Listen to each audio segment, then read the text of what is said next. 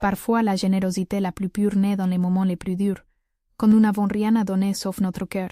Mais que se passe-t-il quand tu découvres que celui qui a reçu ton aide n'était pas celui que tu croyais qu'il était? Bienvenue à nouveau. Raconte-moi de quelle ville tu me regardes et quelle heure il est là-bas. Maintenant écoute cette histoire. Ana Martinez marchait dans les rues de Mexico avec les épaules voûtées, non seulement à cause du froid inhabituel qui avait envahi la capitale, mais à cause du poids d'une autre journée épuisante à l'hôpital public où elle travaillait comme infirmière. À ses 32 ans, elle avait appris que la vie n'est pas toujours juste, mais elle n'avait jamais cessé de croire que ça valait la peine d'essayer de faire la différence. Cette nuit de décembre, tandis que le vent glacé coupait les avenues de la ville comme des couteaux invisibles, Ana sentit quelque chose de différent dans l'air. Ce n'était pas seulement le froid, c'était le désespoir silencieux d'une ville qui n'était pas préparée à des températures si basses. Depuis la fenêtre de l'hôpital, elle avait vu pendant des jours comment les personnes sans abri cherchaient un refuge à chaque coin de rue, dans chaque porche, sous chaque pont. Leur cœur battait plus lentement, leurs lèvres prenaient des tons bleuâtres. Ana savait reconnaître les symptômes d'hypothermie mieux que personne. Le service de cette nuit avait été particulièrement dur. 3 personnes étaient arrivées avec des symptômes graves de gelure. 2 personnes âgées et une jeune femme avec un bébé. Ana avait travaillé sans pause pendant 12 heures, appliquant des traitements, consolant les familles, luttant contre la montre pour sauver les membres engourdis. Quand elle sortit finalement de l'hôpital, il était déjà plus de 2 heures du matin. Le froid la frappa comme un mur solide. Elle ajusta son écharpe autour de son cou et commença à marcher vers la station de métro, mais quelque chose l'arrêta. À quelques mètres de distance, sous la lumière clignotante d'un réverbère, elle vit une silhouette humaine recroquevillée contre le mur d'un immeuble. C'était un homme, peut-être d'une 40aine d'années, qui tremblait de manière incontrôlable. Il portait de vieux vêtements, un bonnet de laine usé et des chaussures qui avaient connu de meilleurs jours. Ana resta paralysée un moment. Pendant la journée, elle avait traité des personnes en hypothermie, et maintenant elle voyait les mêmes symptômes dans la rue, les tremblements, la posture recroquevillée, la peau pâle. Cet homme n'allait pas survivre à la nuit si personne ne l'aidait. Sans y réfléchir à 2 fois, Ana s'approcha. Ses pas résonnèrent dans la rue vide. « Excusez-moi, est-ce que vous allez bien ?» demanda-t-elle d'une voix douce. L'homme leva lentement la tête. Ses yeux étaient rouges à cause du froid et de la fatigue. Il essaya de parler, mais seul un murmure entrecoupé sortit. Ana regarda autour d'elle. Il n'y avait pas de refuge ouvert à cette heure, pas de magasin ouvert, personne d'autre dans la rue, seulement eux deux et le vent glacial qui traversait leurs os. Alors elle fit quelque chose qui changerait sa vie pour toujours. Elle enleva la couverture qu'elle portait dans son sac. C'était une couverture spéciale, tissée à la main avec des fils de couleur vive en motif traditionnel otomis. Sa grand-mère la lui avait offerte des années auparavant, avant de mourir. C'était la seule chose de valeur sentimentale qu'Anna portait toujours avec elle. « Prenez ceci », dit-elle à l'homme lui tendant la couverture. « Ça va vous aider à rester au chaud. » Les yeux de l'homme se remplirent de larmes. Pas de foi, mais de quelque chose de plus profond. Quelque chose qu'Anna reconnut immédiatement. La gratitude pure, sans filtre, sans calcul. « Merci beaucoup », murmura-t-il, prenant la couverture avec des mains tremblantes. « Vous ne savez pas ce que cela signifie pour moi. » Anna hocha la tête et continua son chemin, sentant le froid plus intense sans sa couverture, mais avec le cœur plus chaud. Elle ne savait pas qu'elle venait d'initier une chaîne d'événements qui transformerait non seulement sa vie, mais celle de milliers de personnes. T'es-tu déjà demandé ce qui se passerait si un simple acte de bonté se transformait en quelque chose de beaucoup plus grand que ce que tu aurais jamais imaginé? Pendant les jours suivants, Anna ne put se sortir de la tête l'image de cet homme tremblant dans la rue. Elle se demandait s'il avait survécu à la nuit, si la couverture l'avait vraiment aidé, s'il allait mieux maintenant, ou si cela avait été seulement un geste inutile face à l'immensité du problème. À l'hôpital, les cas d'hypothermie continuaient d'arriver. Anna travaillait avec plus d'intensité que jamais, mais chaque patient lui rappelait l'homme de la rue. Chaque tremblement, chaque lèvre bleuie, chaque membre engourdi était un écho de cette nuit. Mais cela signifierait aussi moins de temps ici, moins de travail direct dans les cliniques. Anna, tu as démontré que tu peux créer des programmes qui fonctionnent. Imagine-toi ce que tu pourrais faire avec les ressources d'un hôpital complet. Enrique, qui avait écouté la conversation, avait une perspective différente. La question n'est pas ce que tu pourrais faire avec plus de ressources, dit-il. La question est quel type de travail te fait te sentir plus épanoui. Cette nuit-là, Anna retourna à son appartement l'esprit plein de doutes. Elle s'assit sur son canapé, avec la couverture otomie que Rodrigo lui avait fait tisser étendue sur ses jambes, et essaya d'imaginer sa vie dans chacun des 2 scénarios. Dans l'un, elle se voyait dans un bureau élégant, coordonnant de grands programmes, gérant des budgets considérables, assistant à des réunions avec les directeurs de l'hôpital. C'était respectable, sûr, bien payé. Dans l'autre, elle se voyait dans les cliniques mobiles, soignant les patients un par un, écoutant leurs histoires, cherchant des solutions personnalisées pour chaque situation. C'était incertain, parfois financièrement précaire, mais profondément satisfaisant. Comment choisir entre sécurité et passion, entre ce qui te convient et ce qui remplit ton âme? Anna passa plusieurs jours sans pouvoir décider. Elle parla avec des amis, avec sa famille, même avec certains des patients réguliers des cliniques mobiles. Sa mère lui conseilla de prendre le poste à l'hôpital. Ma fille, tu as 32 ans, tu dois penser à ton avenir, à avoir une retraite décente, à pouvoir acheter une maison. Son frère cadet lui dit le contraire. Anna, je t'ai vu travailler dans les cliniques. Je ne t'avais jamais vue si heureuse en faisant quelque chose. L'argent c'est important, mais ce n'est pas tout. Enrique lui partagea une histoire de sa propre expérience. Il y a 5 ans j'ai eu une opportunité similaire. Une ONG internationale m'a offert un poste très bien payé pour coordonner des projets dans plusieurs pays d'Amérique latine. C'était mon rêve professionnel. En théorie, que s'est-il passé? Je l'ai refusé, et je ne le regrette pas. J'aurais gagné beaucoup plus d'argent, j'aurais eu un titre impressionnant, j'aurais voyagé dans le monde, mais j'aurais aussi perdu le contact direct avec les communautés, j'aurais passé plus de temps dans les avions et hôtels que dans du vrai travail. Anna réfléchit aux paroles d'Enrique. Mais tu ne te demandes pas parfois ce qui se serait passé si tu avais accepté? Bien sûr que si, mais je sais aussi que les décisions que nous prenons nous convertissent en qui nous sommes. Si j'avais accepté ce travail, peut-être que maintenant je serais plus riche, mais je n'aurais pas été ici quand toi et Rodrigo aviez besoin d'aide pour le projet. Rodrigo eut une conversation différente avec Anna. Sais-tu ce qui m'a le plus impressionné chez toi cette nuit-là quand tu m'as donné ta couverture? Lui demanda-t-il. Quoi? Ce n'était pas seulement que tu étais généreuse. C'était que tu as pris une décision dans un moment sans calculer les conséquences. Tu ne t'es pas arrêté pour penser si je méritais l'aide, si tu pouvais te permettre de perdre la couverture, si quelqu'un allait te reconnaître le geste. Anna écoutait attentivement. Tu as simplement vu quelqu'un qui avait besoin d'aide et tu as agi depuis le cœur. C'est la qualité la plus précieuse que tu as, et c'est ce qui a fait fonctionner ce projet. Est-ce que tu suggères que je refuse l'offre de l'hôpital? Je te suggère que tu prennes la décision de la même manière que tu as pris la décision de me donner ta couverture. Puis le cœur, sans trop calculer.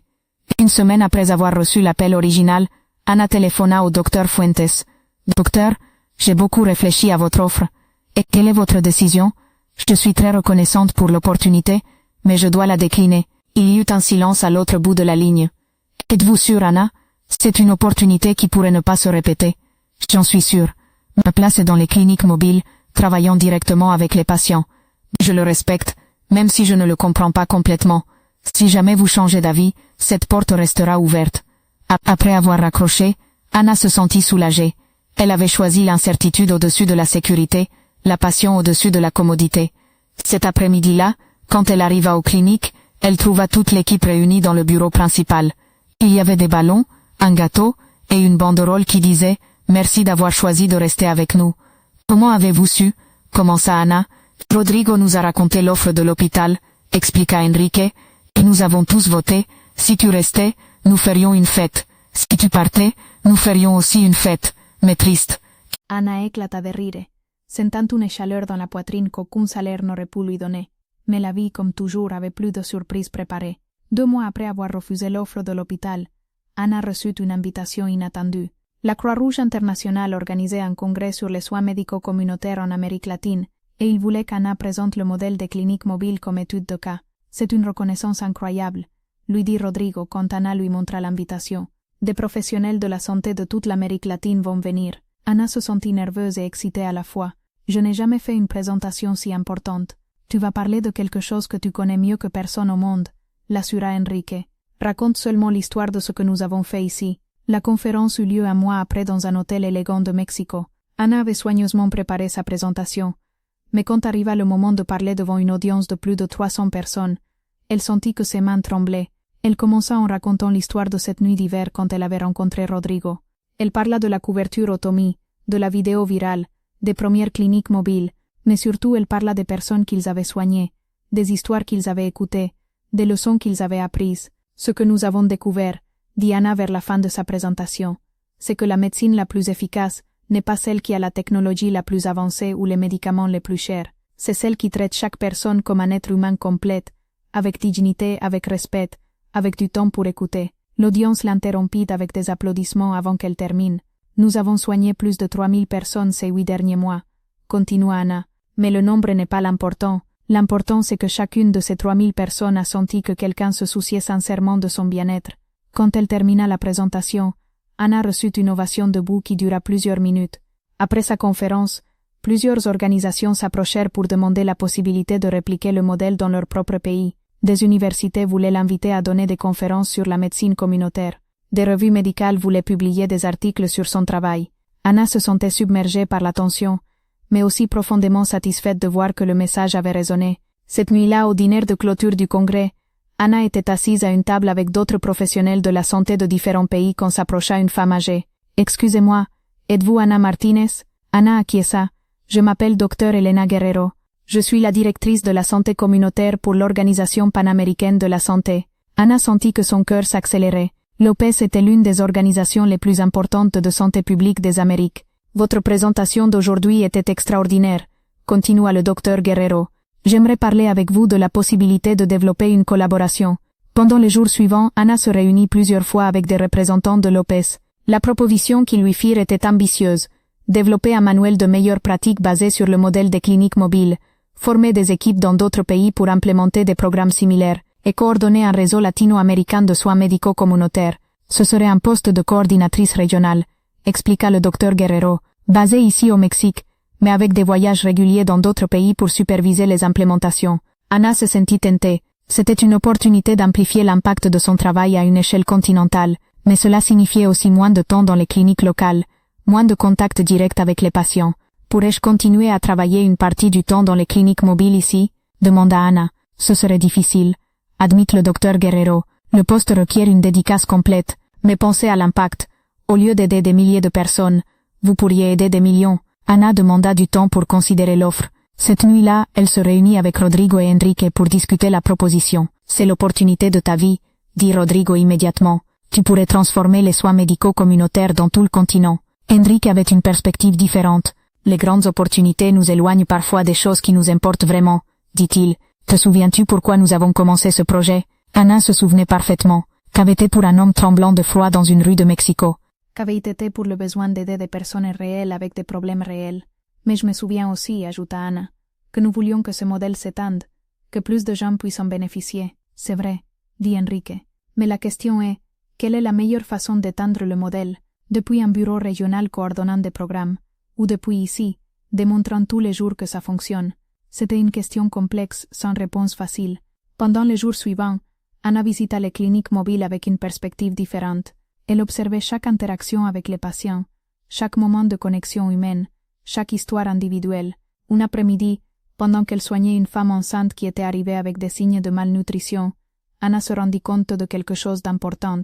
« Comment vous appelez-vous » demanda-t-elle à la femme. « Esperanza » répondit-elle avec un sourire timide. Anna sourit aussi. Ce n'était pas la première fois qu'elle connaissait quelqu'un appelé Esperanza dans les cliniques, mais cette fois le nom résonna de manière spéciale. « Esperanza, avez-vous pu aller chez le médecin pendant votre grossesse ?»« Non, docteur.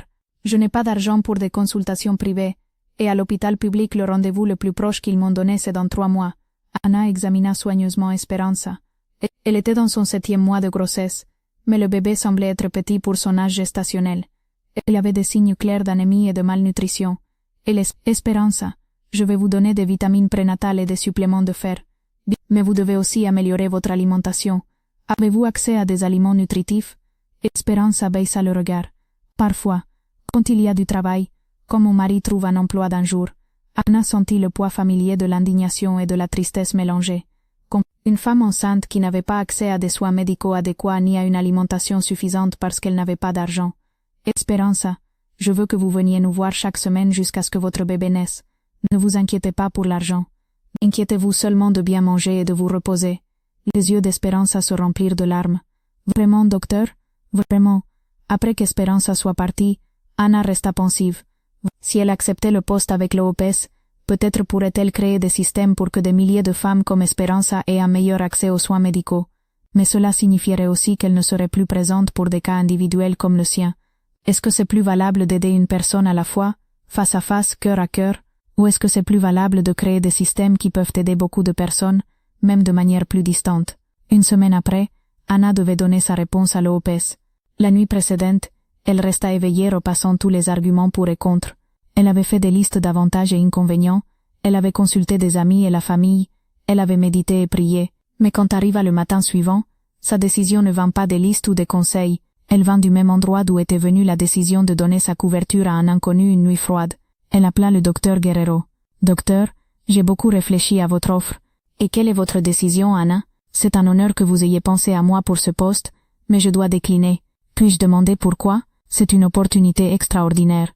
Parce que ma place est ici, avec les patients, dans les cliniques. C'est là où je peux faire mon meilleur travail. Je le respecte, même si j'espérais une réponse différente. Si jamais tu reconsidères, nous serons intéressés à parler avec toi.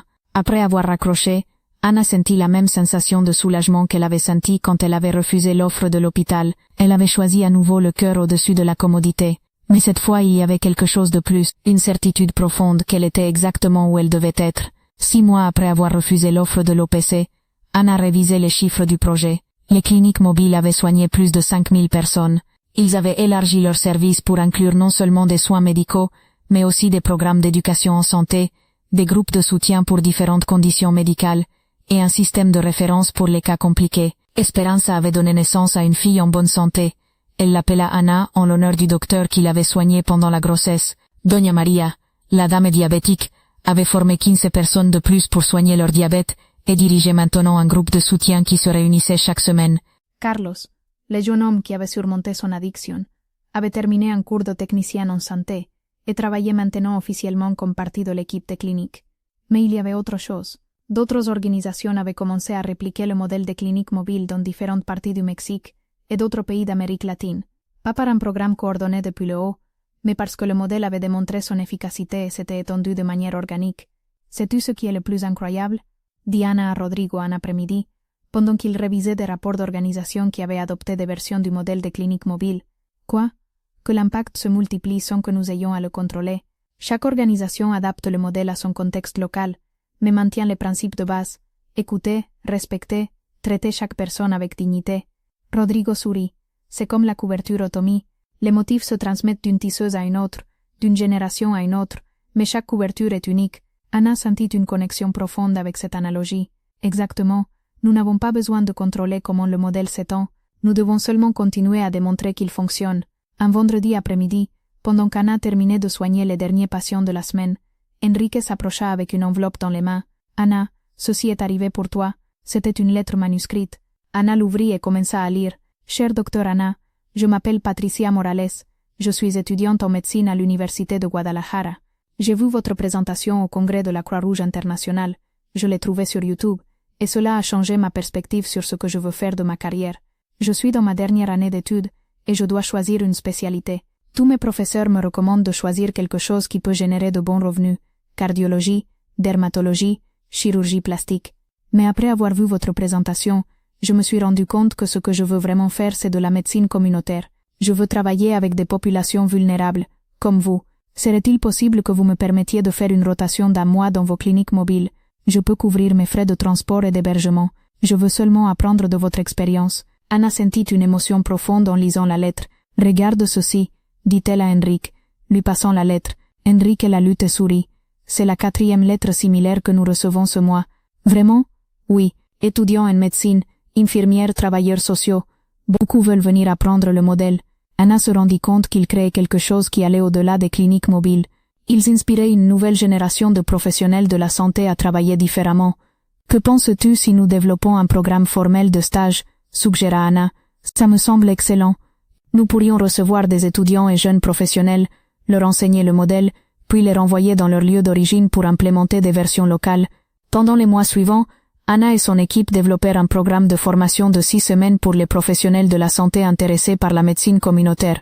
Le programme combinait travail direct dans les cliniques mobiles avec des séminaires sur le respect culturel, la communication efficace avec des populations vulnérables, et le développement de programmes durables. Le premier groupe de participants incluait Patricia, l'étudiante de Guadalajara, et 7 autres professionnels de différents pays d'Amérique latine.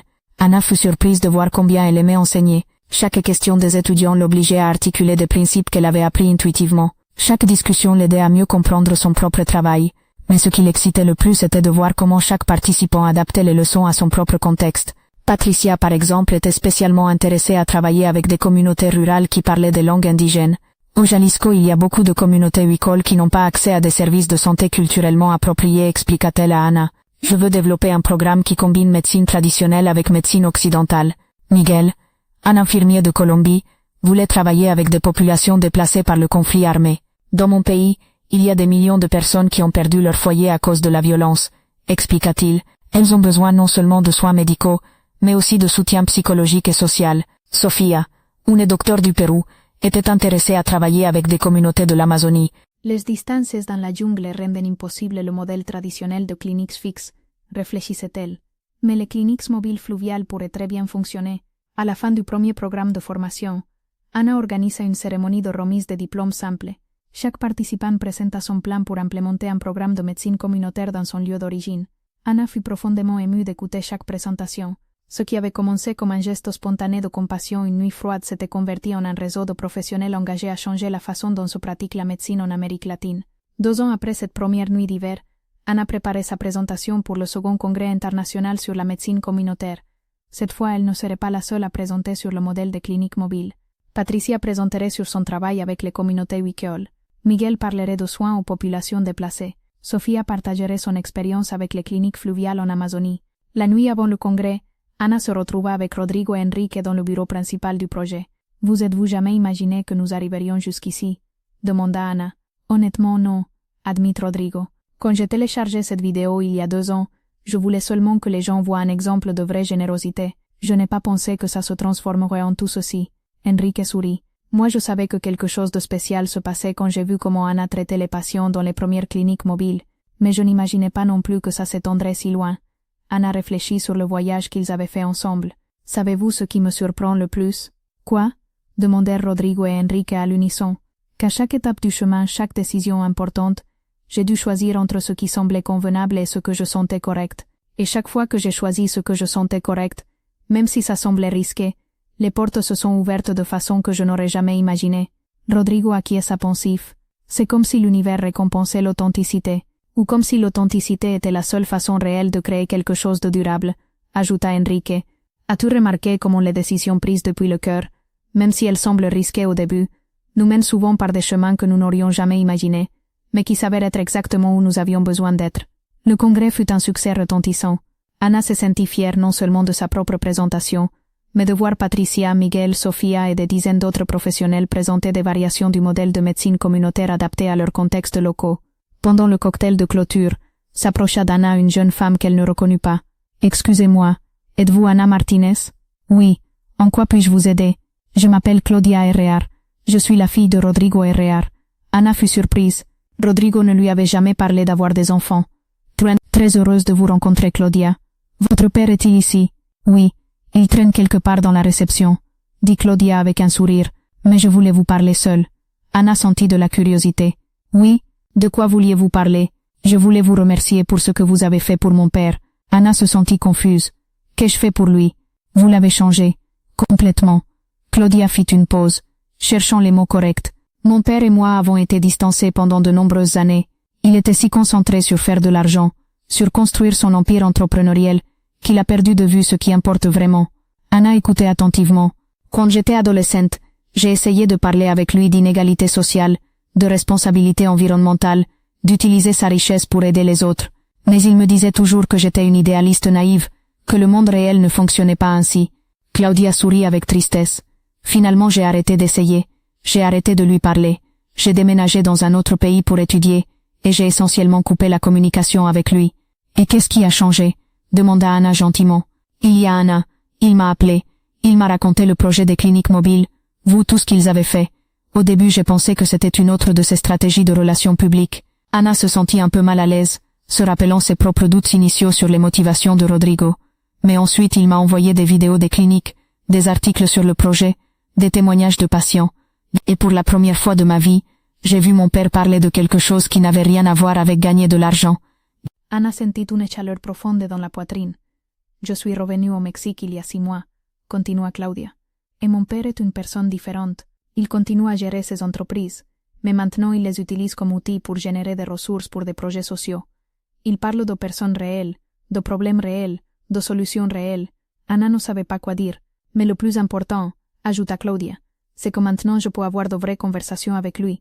Pour la première fois de ma vie adulte, je sens que je connais mon père comme personne, pas seulement comme entrepreneur. » Anna sentit des larmes se former dans ses yeux. « Claudia, c'est beau, mais le changement c'est votre père qui l'a fait. Moi je n'ai fait que, vous lui avez montré un chemin différent. Vous lui avez enseigné qu'être réussi ne doit pas signifier être froid ou calculateur. Vous lui avez démontré que la compassion et l'efficacité peuvent aller de pair. À ce moment, Rodrigo s'approcha du groupe. Anna, je vois que tu as déjà fait la connaissance de ma fille. Oui, elle me racontait comment vous avez changé, papa, dit Claudia avec un sourire. Rodrigo rougit légèrement. Claudia exagère toujours, murmura-t-il, mais Anna pouvait voir l'orgueil et l'affection dans ses yeux. J'exagère, demanda Claudia d'un ton joueur. N'es-tu pas celui qui dédie maintenant 60% de son temps à des projets sociaux? Bon, peut-être que tu n'exagères pas tant, admit Rodrigo.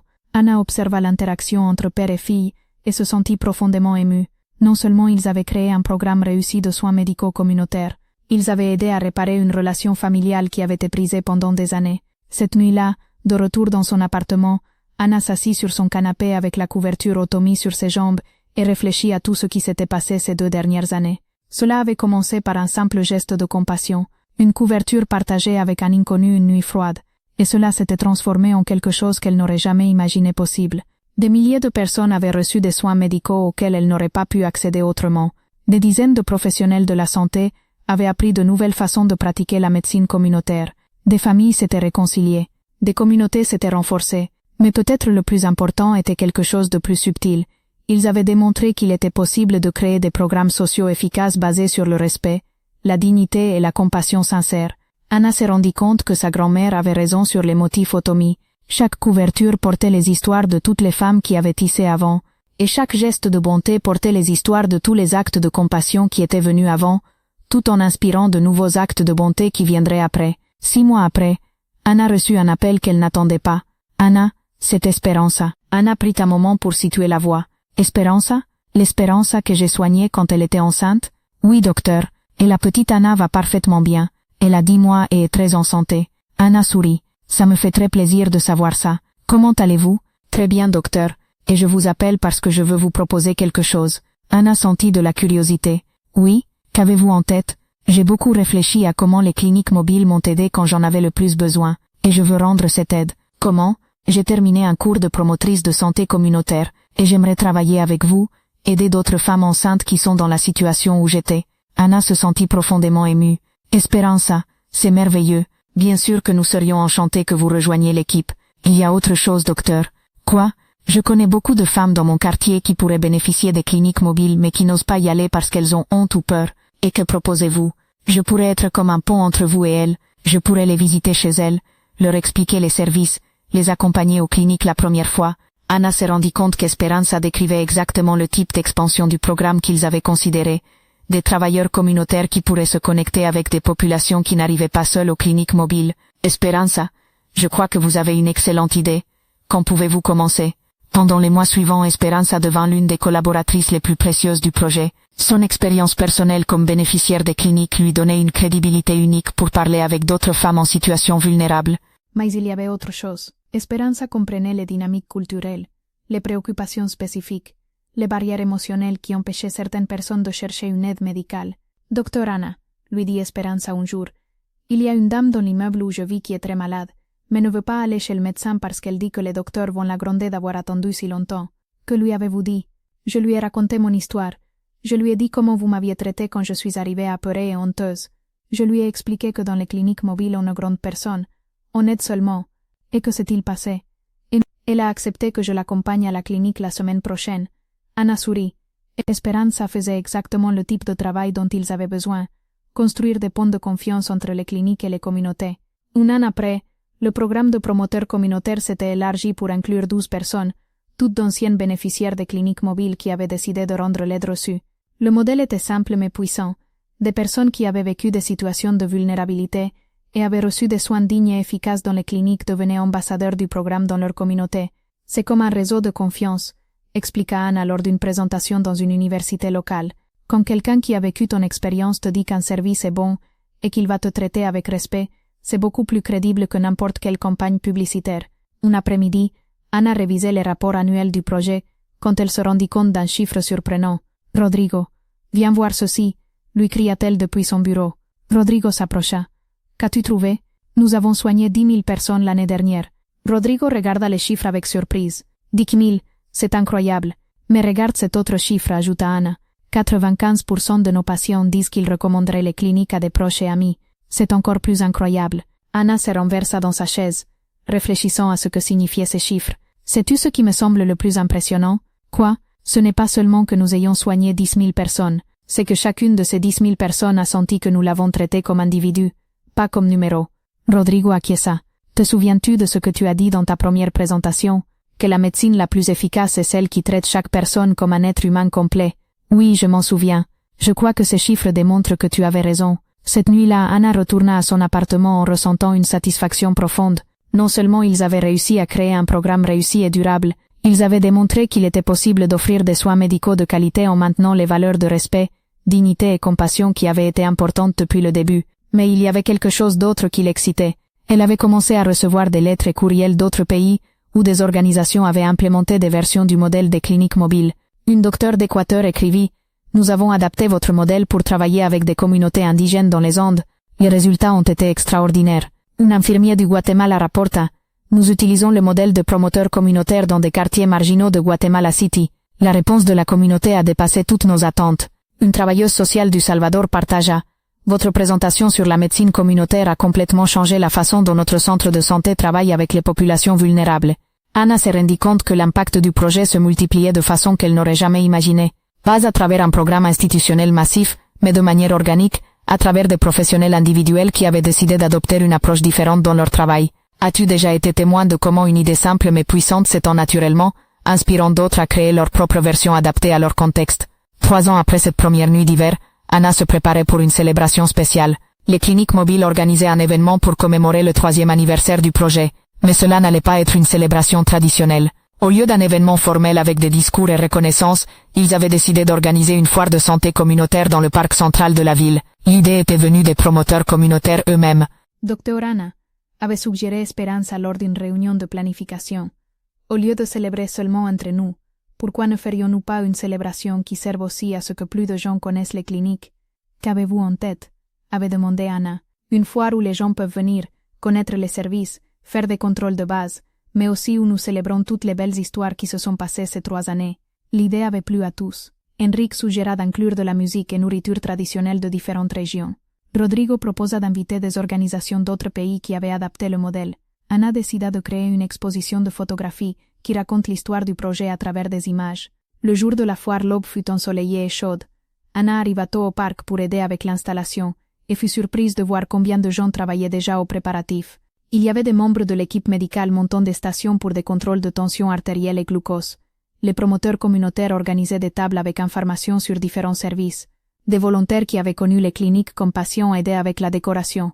Mais ce qui excita le plus Anna fut de voir arriver Patricia depuis Guadalajara, Miguel depuis la Colombie et Sofia depuis le Pérou.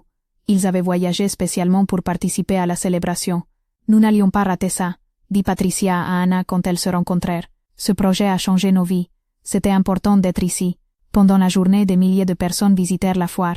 Certaines arrivèrent attirées par les services de santé gratuits. D'autres vinrent pour la musique et la nourriture. Beaucoup arrivèrent sans savoir exactement quoi attendre. Mais Anna observa quelque chose de beau. Beaucoup de personnes qui arrivèrent comme curieux restèrent pour écouter les histoires qui se partageaient dans différentes stations de la foire. Dans une tente, Esperanza et d'autres promoteurs communautaires racontaient leurs expériences comme bénéficiaires et puis collaboratrices du projet. Dans une autre, Patricia, Miguel et Sofia expliquaient comment ils avaient adapté le modèle à leur propre pays et contexte. Dans une troisième, des docteurs et infirmières de l'équipe originale parlaient de ce qu'ils avaient appris en travaillant différemment. Anna se déplaçait d'une station à une autre, observant les conversations, écoutant les histoires, sentant l'énergie de la communauté qui s'était formée autour du projet. Dans l'après-midi, Rodrigo s'approcha d'elle. « Anna, il y a quelqu'un qui veut te connaître. » Anna se retourna et vit un homme âgé, d'environ 60 ans, qui portait une canne et avait un sourire timide. « Anna, je te présente Don Aurelio. Il fut l'un de nos premiers patients dans les cliniques mobiles. » Anna se souvint immédiatement de Don Aurelio. Il était arrivé aux cliniques avec un diabète non contrôlé et de l'hypertension. Pendant des mois, il avait été un patient régulier, et Anna avait vu comment sa santé s'améliorait graduellement avec un traitement constant. « Don Aurelio, quel plaisir de vous voir. Comment allez-vous? »« Très bien, docteur, grâce à vous, mais je ne suis pas venu seulement pour saluer. » Don Aurelio tendit une enveloppe à Anna. « Qu'est-ce que c'est? »« Une lettre, mais pas seulement la mienne, c'est de toute ma famille. » Anna ouvrit l'enveloppe et trouva plusieurs feuilles écrites à la main avec différentes écritures. « Mon fils a écrit au nom de nous tous, » expliqua Don Aurelio. Nous voulions que vous sachiez ce que les soins que vous m'avez donnés ont signifié pour notre famille. Anna commença à lire en silence, mais Don Aurelio l'interrompit. Si ça ne vous dérange pas, j'aimerais vous lire une partie à voix haute. Anna acquiesça, sentant déjà les larmes se former dans ses yeux. Don Aurelio prit la lettre et commença à lire d'une voix tremblante mais claire. Docteur Anna, quand mon père a commencé à aller aux cliniques mobiles il y a 2 ans, il était très malade et très découragé. Il était allé voir plusieurs docteurs qui l'avaient traité comme s'il était une gêne, comme si être pauvre signifiait qu'il ne méritait pas des soins de qualité. Anna écoutait, se rappelant parfaitement l'état dans lequel Don Aurelio était arrivé la première fois, mais vous l'avez traité différemment. Vous ne lui avez pas seulement donné des médicaments, vous lui avez donné de l'espoir, vous lui avez donné de la dignité, vous lui avez fait sentir que sa vie importait. La voix de Don Aurelio se brisa légèrement, mais il continua à lire. Mon père a vécu 2 ans de plus que ce que les docteurs avaient pronostiqué, 2 ans de qualité, 2 ans où il a pu voir grandir ses petits-enfants, 2 ans où il s'est senti valorisé et soigné. Anna se rendit compte que Don Aurelio utilisait le passé. Don Aurelio, commença-t-elle à demander doucement. Mon père est mort il y a 3 mois. Docteur, dit l'homme qui lisait la lettre, qu'Anna se rendit compte maintenant était le fils de Don Aurelio. Mais il est mort en paix, sachant qu'il avait reçu les meilleurs soins possibles, sachant qu'il y avait des gens qui se souciaient vraiment de lui. Anna sentit des larmes couler sur ses joues. La dernière chose que mon père m'a demandé avant de mourir, continua le fils, fut que je vienne vous remercier en personne, pas seulement pour les médicaments ou les examens, mais pour l'avoir traité comme une personne, pour l'avoir écouté, pour lui avoir fait sentir qu'il importait. Anna ne put plus retenir les larmes. Elle s'approcha du fils de Don Aurelio et l'embrassa. Votre père était une personne merveilleuse, murmura-t-elle. Ce fut un privilège de le soigner. Pour nous ce fut une bénédiction de vous trouver, répondit-il. Cette nuit-là, après que la foire soit terminée, Anna, Rodrigo et Enrique restèrent dans le parc à aider au rangement. Ils travaillaient en silence, chacun traitant les émotions de la journée. Ce fut une journée incroyable, dit finalement Enrique. Oui, accorda Rodrigo. Mais ce qui s'est passé avec Don Aurelio, c'était dur, compléta Anna. Mais c'était aussi beau. Sa famille a senti qu'il était mort avec dignité. C'est tout ce que quiconque peut demander. Ils restèrent en silence quelques moments de plus. Savez-vous ce qui m'est resté gravé d'aujourd'hui? Demanda Anna. Quoi? Demandèrent Rodrigo et Enrique. Ce ne furent pas les chiffres de combien de gens nous avons soignés, ou combien de pays ont adopté le modèle, ou combien de prix nous avons gagnés. Anna fit une pause, cherchant les mots corrects. Ce fut de voir Esperanza expliquer à une jeune femme comment les cliniques l'avaient aidée pendant sa grossesse. Ce fut d'écouter Patricia raconter comment son travail avec les communautés huichol transforme les soins médicaux au Jalisco. Ce fut de recevoir la lettre de la famille de Don Aurelio. Les histoires individuelles, dit Enrique. Exactement. À la fin, tout se réduit aux histoires individuelles de personnes qui se sont senties vues, écoutées, valorisées. Rodrigo acquiesça pensivement. Anna, te souviens-tu de ce que tu m'as dit cette première fois que nous nous sommes rencontrés à l'hôtel, quand tu m'as dit que tu n'étais pas une héroïne, que tu avais seulement fait ce qui était correct? Oui, je m'en souviens. Je crois que tu avais raison alors, et je crois que tu continues à avoir raison maintenant. Tu n'es pas une héroïne, tu es quelque chose de mieux. Qu'est-ce que c'est? Tu es une personne qui fait ce qui est correct de manière constante, sans chercher de crédit, sans calculer les bénéfices, et c'est plus rare et plus valable que n'importe quel héroïsme. Anna se sentit émouée par les paroles de Rodrigo, mais aussi un peu mal à l'aise avec la reconnaissance. Ce n'est pas seulement moi, dit-elle, c'est nous tous, chaque personne de l'équipe, chaque promoteur communautaire, chaque volontaire, même toi, Rodrigo. Moi, tu as commencé ce chemin cherchant à comprendre quelque chose qui était hors de ton expérience. Tu t'es trompé au début, tu as menti sur ta situation, mais quand tu as eu l'opportunité de faire ce qui était correct, tu l'as fait, et tu as continué à le faire pendant 3 ans. Rodrigo resta silencieux un moment. Merci, murmura-t-il finalement. Venant de toi ça signifie beaucoup. Enrique sourit. Savez-vous ce qui est le plus impressionnant de tout ça? Quoi? Demandèrent Anna et Rodrigo. Que tout a commencé par un geste spontané de bonté. Anna n'a pas pensé à créer un projet social quand elle a donné sa couverture à Rodrigo. Elle a seulement vu quelqu'un qui avait besoin d'aide et a aidé. Anna acquiesça. Et regarde tout ce qui est sorti de ce moment. C'est comme si la bonté sincère avait sa propre force. Réfléchit Rodrigo. Une fois que tu la libères dans le monde, elle commence à se multiplier de façon que tu n'aurais jamais pu planifier. Pendant qu'il terminait de ramasser les derniers matériaux de la foire, Anna se sentit profondément reconnaissante, non seulement pour le succès du projet, mais pour le voyage personnel qu'elle avait vécu pendant ces 3 années. Elle avait appris que les décisions les plus importantes de la vie ne se prennent pas avec la tête, mais avec le cœur. Elle avait découvert que la compassion n'est pas une faiblesse, mais une force qui peut transformer des systèmes entiers. Elle avait confirmé que traiter chaque personne avec dignité n'est pas seulement moralement correct, mais aussi le plus efficace pour créer un vrai changement. Mais peut-être le plus important qu'elle avait appris était qu'aucun de nous ne peut prédire l'impact complet de nos actions. Un geste simple de bonté peut créer des ondes qui s'étendent beaucoup plus loin que ce que nous pourrions jamais imaginer. 5 ans après cette première nuit d'hiver, Anna se préparait à donner sa présentation principale au Congrès mondial de médecine communautaire à Genève. Le modèle de clinique mobile s'était étendu à plus de 20 pays, et Anna avait été invitée comme conférencière magistrale de l'événement le plus important du monde dans son domaine. Mais ce matin-là, avant de se préparer pour le congrès, Anna avait quelque chose de plus important à faire. Rodrigo l'avait appelée la nuit précédente avec des nouvelles qui l'avaient profondément émue.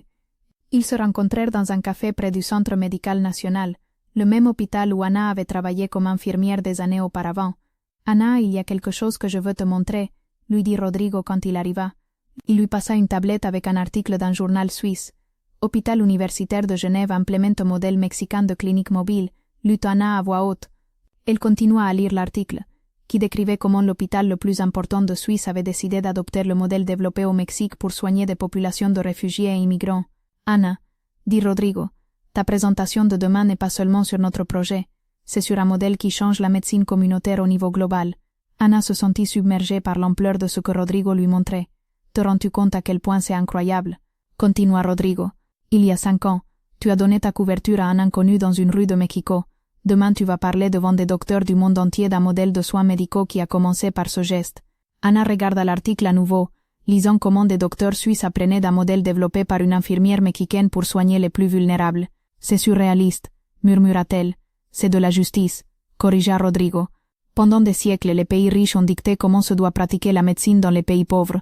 Maintenant, un pays en développement enseigne au monde développé comment mieux soigner les vulnérables. Cet après-midi-là, Anna reçut un appel inattendu dans son hôtel. « Anna, c'est Esperanza. Esperanza. Comment allez-vous? Tout va bien? Tout va très bien. Je vous appelle parce que je voulais vous souhaiter bonne chance pour votre présentation de demain. » Anna se sentit émue qu'Esperanza se soit souvenue. « Merci, Esperanza. Ça signifie beaucoup pour moi. Anna, il y a quelque chose que je veux que vous sachiez. » « Quoi? La petite Anna, ma fille, a déjà 5 ans, et je lui raconte toujours l'histoire de pourquoi elle s'appelle Anna. » Anna sentit un nœud dans la gorge. « Je lui raconte l'histoire du docteur qui m'a soignée quand j'étais seulement une femme enceinte apeurée et pauvre. Je lui raconte comment ce docteur m'a traité avec respect et affection quand d'autres me faisaient sentir comme si j'étais une gêne. » Esperanza fit une pause. « Et tu sais ce que ma fille m'a dit la semaine dernière? »« Quoi? Elle m'a dit que quand elle grandira, elle veut aussi être docteur comme toi. Elle veut aider des femmes enceintes qui ont peur. » Anna ne put retenir les larmes. « Esperanza, c'est la plus belle chose que vous pouviez me dire. Je veux que vous sachiez que quand vous ferez votre présentation demain, vous ne parlerez pas seulement pour vous, vous parlerez pour toutes nous autres, pour les femmes qui avons reçu des soins quand nous en avions besoin, pour celles qui sont devenues promotrices communautaires, pour nos enfants qui grandissent avec une idée différente de ce que signifie être docteur. » Après avoir raccroché avec Esperanza, Anna resta assise dans sa chambre d'hôtel, regardant par la fenêtre vers le lac de Genève, réfléchissant au voyage extraordinaire qui l'avait menée jusqu'à ce moment. Le lendemain, quand Anna monta au podium du centre de conférence de Genève pour donner sa présentation magistrale, elle portait un collier tissé avec les mêmes motifs automis de la couverture qu'elle avait offerte 5 ans auparavant. Esperanza le lui avait envoyé comme cadeau de bonne chance. Anna commença sa présentation non avec des statistiques ou théories médicales, mais avec une histoire. Il y a 5 ans, je marchais dans une rue de Mexico après un service de 12 heures comme infirmière dans un hôpital public. J'étais fatiguée, il faisait très froid, et tout ce que je voulais c'était arriver à la maison. L'audience de plus de 1000 professionnels de la santé du monde entier écoutait attentivement, mais j'ai vu un homme qui tremblait de froid dans la rue, et je n'ai pas pu continuer à marcher. Je lui ai donné la seule couverture que j'avais. C'était une couverture spéciale, tissée par ma grand-mère avec des motifs traditionnels otomis. Una semaine après cette rencontre, Anna reçut une notification sur son téléphone. Quelqu'un avait tagué une publication sur les réseaux sociaux où elle apparaissait. Avec curiosité, elle ouvrit le lien. C'était une courte vidéo, enregistrée par une caméra de sécurité, qui montrait le moment exact où elle avait donné la couverture à l'homme. La vidéo avait été publiée par un compte anonyme avec un message simple. « Merci de me rappeler qu'il existe encore de la bonté dans ce monde. » En quelques heures, la vidéo était devenue virale. Des milliers de personnes l'avaient partagée, commenté, aimé. Les commentaires la surprirent. Des gens de toute la ville, même du pays, parlaient de son geste. Certains partageaient leurs propres histoires de moments difficiles dans les rues. D'autres confessaient que la vidéo les avait inspirés à aider quelqu'un d'autre. Anna ne savait pas si elle devait se sentir honorée ou mal à l'aise. Elle n'avait jamais cherché la reconnaissance. Elle avait seulement fait ce que son cœur lui dictait à ce moment-là. Mais ce qui arriva ensuite la laissa complètement sans voix. Une journaliste d'une chaîne de nouvelles locale arriva à l'hôpital en demandant après elle. Anna avait essayé de l'éviter, mais la femme fut persistante. « Je suis Carmen Rodriguez. de Canal 7. J'aimerais parler avec vous de la vidéo qui est devenue virale, dit la journaliste avec un sourire professionnel. Il n'y a rien à dire, répondit Anna, essayant de continuer son travail. J'ai seulement aidé quelqu'un qui en avait besoin. N'importe qui aurait fait la même chose. Mais n'importe qui ne l'a pas fait, insista Carmen. Cette vidéo a inspiré des centaines de personnes à aider des personnes en situation de rue. Ne trouvez-vous pas cela extraordinaire? Anna s'arrêta. Le mot extraordinaire la mettait mal à l'aise. Elle n'avait rien fait d'extraordinaire. Elle avait fait ce qui était correct. Le minimum humain. Regardez, dit Anna, se retournant pour regarder directement la caméra que Carmen avait apportée. Si cette vidéo sert à ce que plus de gens aident ceux qui en ont besoin, j'en suis contente. Mais je ne suis pas une héroïne. Je suis seulement une infirmière qui a vu quelqu'un avoir froid, et j'ai fait ce que j'ai pu. L'entretien fut diffusé le soir même. Anna le regarda depuis son petit appartement, se sentant étrange de se voir à la télévision. Elle ne se reconnaissait pas dans cette version d'elle-même que les médias étaient en train de créer, mais ce qui vint après la surprit encore plus. Le lendemain, elle reçut un appel sur son téléphone, un numéro inconnu. « Anna Martinez ?» demanda une voix masculine à l'autre bout de la ligne. « Oui? Qui parle? Je m'appelle Rodrigo Herrera. Je suis la personne que vous avez aidée cette nuit-là. » Anna sentit comme si le monde s'arrêtait un moment. « Je ne comprends pas, » murmura-t-elle. « J'aimerais vous rencontrer. Il y a quelque chose d'important que je dois vous dire. Quelque chose sur cette nuit que vous ne savez pas. » La voix de l'homme sonnait différemment de ce qu'elle se rappelait. Plus claire, plus articulée. Anna sentit une sensation étrange dans l'estomac. « Où ?» demanda-t-elle, même si une partie d'elle voulait raccrocher le téléphone. « À la cafétéria de l'hôtel Marquis, demain à 6 heures du soir. S'il vous plaît, c'est très important. » Anna raccrocha le téléphone avec l'esprit rempli de questions. Pourquoi voudrait-il se rencontrer dans un hôtel si luxueux? Comment avait-il obtenu son numéro de téléphone? Et pourquoi sa voix sonnait-elle si différemment? Quelque chose n'allait pas, mais sa curiosité était plus forte que ses doutes. Le lendemain, Anna arriva à l'hôtel Marquis 5 minutes avant le rendez-vous. Elle n'avait jamais été dans un endroit si élégant. Les marbres brillaient sous les lampes de cristal, les sofas de cuir paraissaient impeccables, et l'arôme de café cher flottait dans l'air. Elle se sentit déplacée avec son uniforme d'infirmière fraîchement sortie du service. Elle chercha du regard l'homme qu'elle avait aidé une semaine auparavant, mais ne le trouva pas. « Anna ?» entendit-elle une voix derrière elle. Elle se retourna et se retrouva face à un homme bien habillé, d'une quarantaine d'années, cheveux parfaitement coiffés, costume élégant et chaussures qui coûtaient probablement plus que son salaire mensuel. « Pardon, je crois qu'il y a une confusion, » dit Anna. « J'attends quelqu'un d'autre. » L'homme sourit avec tristesse. « C'est moi, Anna. Je suis Rodrigo, l'homme à qui vous avez donné votre couverture cette nuit-là. » Anna le regarda fixement. Les yeux, c'étaient les mêmes yeux. Mais tout le reste, je ne comprends pas, murmura-t-elle, se sentant étourdie. S'il vous plaît, asseyez-vous avec moi, je vais tout vous expliquer. Il s'assira à une table à l'écart. Rodrigo commanda 2 cafés, mais Anna ne pouvait se concentrer sur rien d'autre que d'essayer de traiter ce qu'elle voyait. Ella valait plus pour moi que n'importe quoi de matériel que j'avais. Anna fit une pause, regardant les visages attentifs dans l'audience. Je ne savais pas à ce moment-là que cet homme n'était pas vraiment une personne sans abri. Je ne savais pas qu'il y avait une caméra de sécurité enregistrant le moment. Je ne savais pas que ce geste se transformerait en vidéo virale qui changerait ma vie. Anna raconta toute l'histoire, la tromperie initiale de Rodrigo, sa méfiance, la décision de donner une chance au projet, les obstacles qu'ils affrontèrent, les trahisons, les doutes, les décisions difficiles de refuser des opportunités apparemment meilleures. Mais le plus important que je veux partager avec vous aujourd'hui, dit Anna vers la fin de sa présentation, ce ne sont pas les techniques que nous avons développées, ou les chiffres que nous avons atteints, c'est la leçon fondamentale que nous avons apprise, que la médecine la plus efficace est celle qui traite chaque personne comme un être humain complet, avec dignité, avec respect, avec du temps pour écouter. Anna regarda directement les caméras qui transmettaient la présentation en direct. Chacun de vous a l'opportunité de faire la différence dans la vie de ses patients. Vous n'avez pas besoin de ressources extraordinaires ou technologies avancées. Vous devez seulement vous rappeler que derrière chaque symptôme il y a une personne, derrière chaque diagnostic il y a une histoire. Derrière chaque traitement il y a un être humain qui mérite d'être traité avec bonté. Quand Anna termina sa présentation, l'audience se leva dans une ovation qui dura plusieurs minutes. Mais ce qui l'émout le plus ne furent pas les applaudissements, mais de voir dans l'audience les visages de Patricia, Miguel, Sofia et des dizaines d'autres professionnels qui avaient adopté le modèle dans leur propre pays. Après la présentation, Anna fut entourée par des dizaines de docteurs, infirmières et travailleurs sociaux qui voulaient apprendre plus sur le modèle. Jusqu'à très tard cette nuit-là, Anna répondit aux questions, partagea des ressources, connecta des gens de différents pays qui voulaient collaborer. Mais la conversation qui la marqua le plus fut avec un jeune médecin du Bangladesh. « Docteur Anna, votre présentation m'a fait pleurer, » lui dit-il. « Je travaille dans un camp de réfugiés où nous soignons des milliers de personnes chaque jour. Il est facile de perdre de vue que chaque patient est une personne individuelle. Je comprends parfaitement, répondit Anna. Nous affrontons tous cette pression.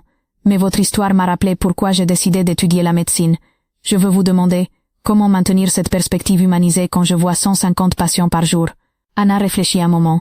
Avec chaque patient, peu importe combien je suis pressée, je prends 5 secondes pour le regarder dans les yeux et me rappeler que c'est une personne complète, pas seulement une maladie. 5 secondes pour me demander, comment voulais-je être traité si j'étais cette personne dans cette situation? Le jeune médecin acquiesça, prenant des notes mentales. Et quelque chose de plus important, ajouta Anna, n'essayez pas d'être parfait. Il y aura des jours où vous serez trop fatigué ou submergé pour donner le meilleur de vous. C'est humain. L'important c'est d'essayer à nouveau le jour suivant. Cette nuit-là, Anna retourna à son hôtel se sentant épuisée mais profondément satisfaite. Son téléphone était plein de messages de félicitations de collègues du monde entier, mais le message qui l'émute le plus était d'Henrique. Anna, j'ai vu ta présentation en ligne depuis le Mexique. Tout parlait non seulement pour toi, mais pour nous tous qui savons que la médecine peut être différente, qu'elle peut être plus humaine. Merci de porter notre message au monde. 2 jours après, Anna était de retour à Mexico. Rodrigo l'attendait à l'aéroport avec une surprise. Toute l'équipe des cliniques mobiles était là pour l'accueillir. Comment saviez-vous à quelle heure j'arrivais? Demanda Anna, émue par le geste. Parce que nous voulions tous être ici quand notre ambassadrice mondiale reviendrait, dit Esperanza avec un énorme sourire. Pendant qu'il sortait de l'aéroport, Anna regarda les personnes qui l'entouraient, Rodrigo, Enrique, Esperanza, et des dizaines de docteurs, infirmières, promoteurs communautaires et volontaires qui s'étaient convertis en famille élargie pendant les 5 dernières années. Elle se rendit compte que sa présentation à Genève avait été importante, mais que le vrai travail continuait d'être ici, dans les cliniques mobiles, soignant patient par patient, histoire par histoire. Prêt à retourner au travail? Demanda Anna pendant qu'ils montaient dans les voitures. Toujours, répondirent plusieurs à l'unisson. Pendant qu'ils parcouraient les rues familières de Mexico, Anna réfléchit à tout ce qu'elle avait appris dans son voyage. Elle avait commencé comme une infirmière qui voulait aider une personne une nuit froide. Elle s'était convertie en leader d'un mouvement global de médecine communautaire. Mais au fond, elle continuait d'être la même personne. Quelqu'un qui croyait que chaque être humain mérite d'être traité avec dignité, respect et compassion. Et cela, elle se rendit compte, était tout ce dont elle avait eu besoin pour changer le monde. Un an après, Anna était dans son bureau révisant les rapports annuels, quand Rodrigo entra avec un sourire mystérieux. « Anna, j'ai quelque chose pour toi. » Il lui passa une enveloppe élégante avec le sceau du gouvernement fédéral. « Qu'est-ce que c'est » demanda Anna intriguée. « Ouvre-le. » Anna ouvrit l'enveloppe et trouva une lettre officielle. Quand elle commença à lire, elle sentit qu'elle ne pouvait pas respirer. Le président de la République a l'honneur d'inviter le docteur Ana Martínez à recevoir la médaille au mérite civil pour sa contribution exceptionnelle au développement de la médecine communautaire au Mexique et son impact sur la santé publique internationale. Anna leva le regard vers Rodrigo, son mot. « Anna, ils vont te donner la distinction civile la plus haute du pays. Je ne peux pas y croire, » murmura Anna. « Crois-le, tu l'as gagné. » Mais ce qui vint après la lettre la surprit encore plus. Le président voulait non seulement lui donner la médaille, mais aussi annoncer que le modèle des cliniques mobiles deviendrait politique nationale de santé, s'implémentant dans les 32 États du pays. « Anna, » lui dit Rodrigo, « ta couverture automie va devenir politique nationale de santé, s'implémentant dans les 32 États du pays. » La cérémonie de remise de la médaille eut lieu au Palais national, avec la présence de fonctionnaires gouvernementaux, représentants d'organisations de santé internationales et de dizaines de professionnels médicaux. Mais Anna insista pour que parmi les invités soient aussi les personnes qui avaient vraiment rendu possible le projet, Esperanza et les autres promoteurs communautaires, des patients qui avaient été bénéficiaires des cliniques, et toute l'équipe médicale qui avait travaillé dans les cliniques mobiles pendant les dernières années. Quand Anna monta au podium pour recevoir la médaille, elle portait une robe traditionnelle otomie qui avait été tissée spécialement pour l'occasion par la même femme qui avait recréé sa couverture des années auparavant. « Monsieur le Président, » dit Anna dans son discours d'acceptation, « je reçois cette médaille non à titre personnel, mais en représentation de milliers de professionnels de la santé qui croient que la médecine peut être plus humaine, plus juste, plus digne. » Anna regarda vers l'audience, cherchant les visages connus de ses collègues. Cette médaille appartient à chaque docteur qui prend du temps supplémentaire pour écouter un patient anxieux. Elle appartient à chaque infirmier qui traite avec respect une personne en situation de vulnérabilité. Elle appartient à chaque travailleur communautaire qui construit des ponts de confiance entre les services de santé et les communautés qui en ont le plus besoin. Anna fit une pause, sentant l'émotion dans sa voix. Mais surtout, cette médaille appartient à chaque personne qui a souffert discrimination ou mauvais traitement dans un service de santé, et qui malgré cela n'a pas perdu l'espoir d'être traité avec dignité. Après la cérémonie, pendant qu'Anna saluait les invités, s'approcha une femme âgée qu'elle ne reconnut pas. « Docteur Anna, permettez-moi de me présenter. Je suis Luz Maria Herrera. » Anna sentit de la curiosité pour le nom de famille. Herrera? Êtes-vous de la famille de Rodrigo? La femme sourit. Je suis sa mère. Anna fut surprise. Rodrigo ne lui avait jamais beaucoup parlé de sa famille. C'est un plaisir de vous connaître, madame. Docteur, je voulais vous remercier personnellement. Remercier pourquoi? Pour m'avoir rendu mon fils. Anna se sentit confuse. Je ne comprends pas. Rodrigo et moi avons été distancés pendant de nombreuses années. Il était si concentré sur faire de l'argent, sur construire son empire entrepreneurial, qu'il a perdu de vue tout le reste. Anna écoutait attentivement. J'ai essayé de nombreuses fois de parler avec lui, d'utiliser sa richesse pour aider les autres, de se souvenir d'où il venait, des valeurs que je lui ai enseignées quand il était enfant. Mais il me disait que j'étais une idéaliste, que le monde réel ne fonctionnait pas ainsi. Madame Luz Maria fit une pause. Mais vous lui avez enseigné qu'il était possible d'être réussi et compatissant en même temps. Vous lui avez montré qu'aider les autres n'est pas de la faiblesse, mais de la force. Anna se sentit profondément émue. Madame, c'est Rodrigo qui a décidé de changer. Moi j'ai seulement montré une perspective différente. Exactement. Et pour ça je vous suis reconnaissante. Pour la première fois en année, je peux me sentir fière de l'homme en qui s'est converti mon fils. Cette nuit-là, Anna retourna à son appartement portant non seulement la médaille présidentielle, mais aussi la certitude que son travail avait transcendé amplement ce qu'elle avait imaginé possible. Elle s'assit sur son canapé, avec la couverture otomie étendue sur ses jambes, et réfléchit au voyage extraordinaire qu'elle avait vécu. Elle avait commencé par un geste spontané de compassion, et s'était convertie en mouvement qui changeait la pratique de la médecine dans multiples pays. Mais plus important encore, elle avait aidé à réconcilier des familles, avait inspiré une nouvelle génération de professionnels de la santé, et avait démontré qu'il est possible de créer des systèmes de soins médicaux basés sur le respect et la dignité. Anna regarda la médaille qu'elle avait laissée sur la table basse. Elle était belle, mais ce qu'elle valorisait vraiment n'était pas la médaille en soi, mais ce qu'elle représentait, la reconnaissance que la bonté et la compassion ne sont pas des obstacles à l'efficacité, mais ses fondements les plus solides. Son téléphone sonna, interrompant ses réflexions. Anna, c'est d'Esperanza. Salut Esperanza. Comment allez-vous? Très bien. Je vous appelle parce que je voulais vous raconter quelque chose. Racontez-moi. Ma fille Anna. Elle a eu 6 ans la semaine dernière. Anna sourit. Ça l'émouvait toujours d'entendre parler de la petite Anna. Et comment avez-vous célébré? Nous avons fait une petite fête à la maison. Mais ce que je veux vous raconter, c'est ce que ma fille a dit à ses petits amis quand ils lui ont demandé pourquoi elle s'appelait Anna. Anna sentit de la curiosité. Qu'est-ce qu'elle leur a dit? Elle leur a dit qu'elle s'appelait Anna à cause d'un docteur qui aide les gens non seulement avec des médicaments, mais aussi avec de l'affection. Et puis elle a ajouté, « Quand je grandirai, je vais être docteur comme elle, et je vais aider les gens avec de l'affection aussi. » Anna sentit des larmes se former dans ses yeux. « Esperanza, c'est beau. Mais il y a autre chose, Anna. Oui, après que ma fille ait dit ça, 3 autres enfants à la fête ont dit qu'eux aussi voulaient être docteurs qui aident avec affection. » Anna éclata en sanglots. Pas de tristesse, mais d'une joie profonde et accablante. « Anna, ça va? Je vais parfaitement bien, Esperanza. Merci de me raconter ça. C'est le plus beau cadeau que vous pouviez me faire. » Après avoir raccroché avec Esperanza, Anna resta assise sur son canapé, ressentant une satisfaction complète. Elle se rendit compte que l'impact le plus important de son travail n'était pas dans les statistiques, ni dans les prix, ni dans les politiques nationales. Il était dans une fillette de 6 ans qui avait décidé qu'elle voulait être docteur, qui aide avec affection. Il était dans une nouvelle génération d'enfants qui grandissaient avec l'idée que la médecine peut être compatissante. Il était dans la certitude que les valeurs de respect, dignité et amour n'étaient pas des utopies impossibles, mais des fondements pratiques pour construire un monde meilleur. Anna regarda par la fenêtre vers la ville qui avait été le décor de toute cette histoire extraordinaire. Les rues où elle avait une fois marché comme infirmière épuisée et préoccupée, maintenant elle les parcourait comme leader reconnu mondialement. Mais au fond elle continuait d'être la même personne qui avait vu un inconnu tremblant de froid et avait décidé d'aider. Et cette personne, elle se rendit compte, était tout ce qu'elle avait eu besoin d'être pour changer le monde. As-tu déjà vécu ou connu quelqu'un qui soit passé par quelque chose de semblable? Quelqu'un qui a commencé par un simple acte de bonté, et a vu comment cela s'est transformé en quelque chose de beaucoup plus grand. J'adorerais connaître ton histoire. Raconte-moi dans les commentaires si tu as été témoin de comment la compassion sincère peut créer des ondes qui s'étendent beaucoup plus loin que ce que nous pourrions jamais imaginer. Et si cette histoire t'a ému, si elle t'a fait réfléchir sur ta propre capacité de faire la différence dans le monde, je te demande de liker cette vidéo et de la partager avec quelqu'un qui a besoin de se rappeler que les gestes les plus petits peuvent avoir l'impact le plus grand. N'oublie pas de t'abonner à la chaîne pour plus d'histoires qui t'inspirent à croire au pouvoir transformateur de la bonté humaine. Parce qu'au final, comme l'a appris Anna, nous n'avons pas besoin d'être des héros extraordinaires pour changer le monde. Nous devons seulement être des personnes disposées à faire ce qui est correct. Une décision à la fois, un geste à la fois, une couverture partagée à la fois. Cette nuit-là, je sais que vous avez donné votre couverture la plus précieuse à un inconnu une nuit d'hiver. C'est tout ce que j'ai besoin de savoir.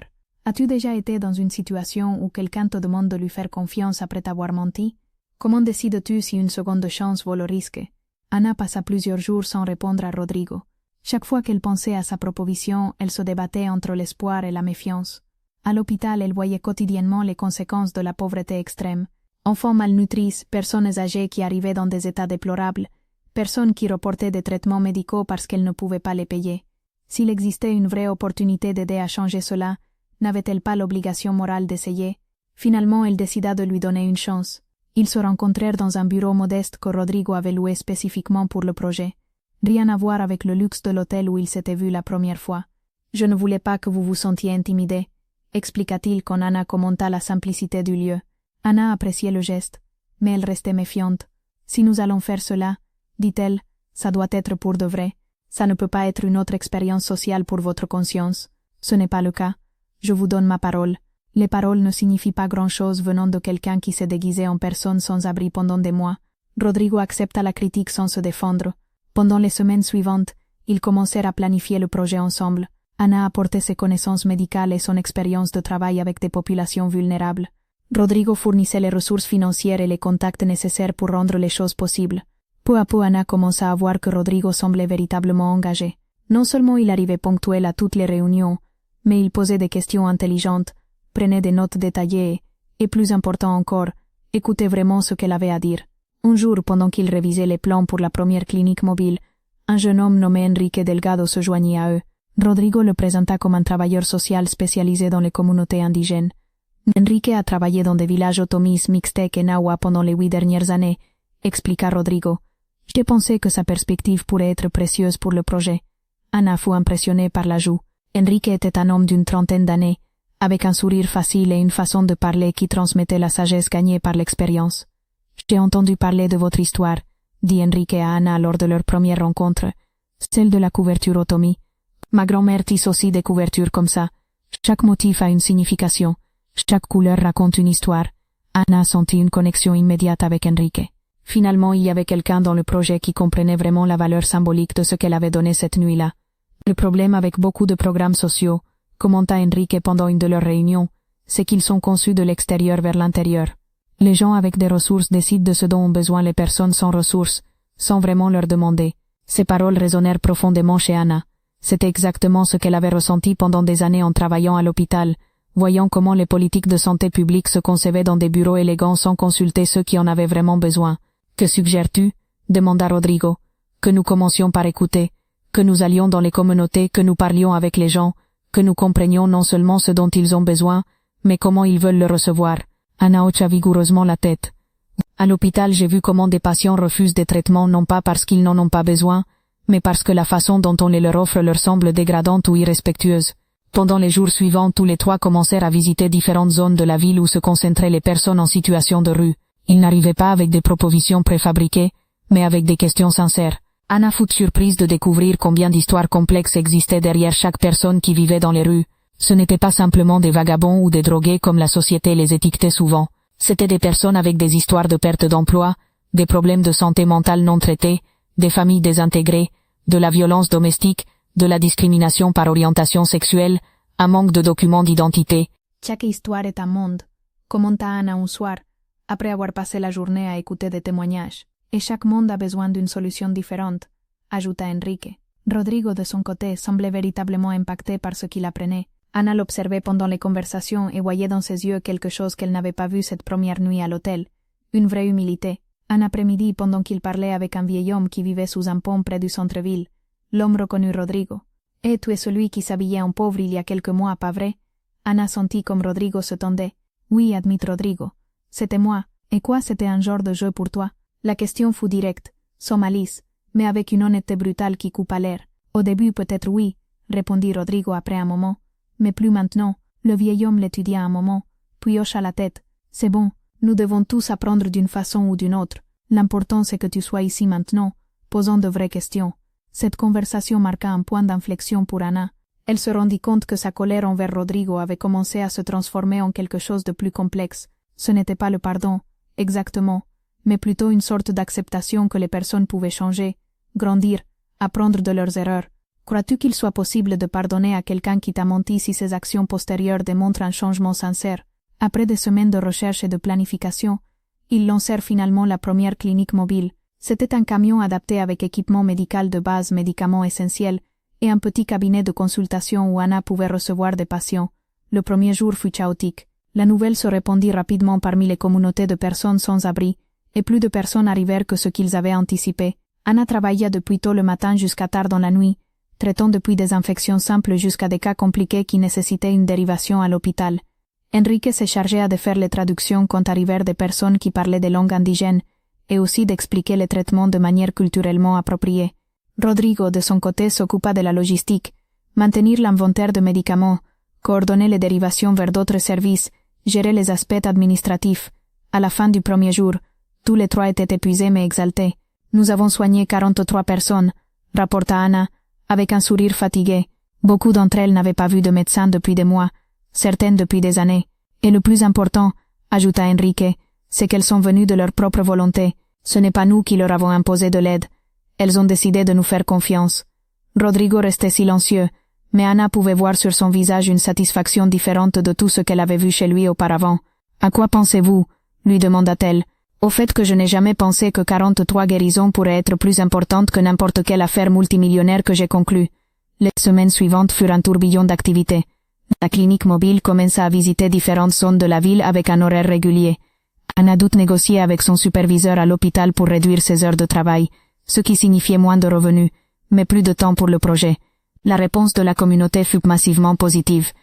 Non seulement des personnes arrivaient cherchant des soins médicaux, mais beaucoup s'offraient comme volontaires pour aider avec des tâches simples, maintenir l'ordre dans les files, aider avec les traductions, partager l'information sur le programme avec d'autres. Cependant, tout n'était pas parfait.